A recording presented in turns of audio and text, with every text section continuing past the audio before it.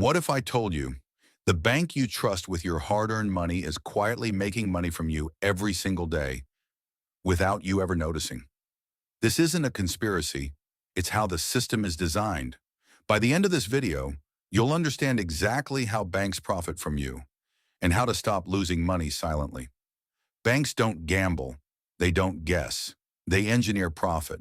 No matter what happens in the economy, banks earn because customers carry the risk. Let's break down the quiet ways this happens. When your money sits in a savings account, you earn a small interest. But that same money is lent out at much higher rates. Your money works harder for the bank than it does for you. You lose to inflation. They lock in profit. Account maintenance fees, SMS alerts, ATM charges, minimum balance penalties. Each fee seems small, but across millions of users, it creates massive profit. Most people don't question it because it feels normal. Credit cards are one of the most profitable tools banks use. Miss one payment and interest jumps dramatically. Late fees stack. Credit scores fall.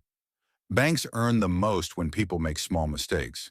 When you transfer money, there's often a delay. That in-between money earns interest. For the bank, you wait. They earn. In most loans, early payments go mostly toward interest. By the time you understand this, the bank has already recovered its profit. This is why early loan closure saves money. Banks don't just manage money, they analyze behavior, your spending patterns, your lifestyle, your habits. This data helps them sell more financial products to you because fees are automated, terms are complicated, loss feels invisible. Banks don't steal, they structure. You don't need to avoid banks. You need to use them smarter. Pay credit cards in full. Avoid unnecessary fees.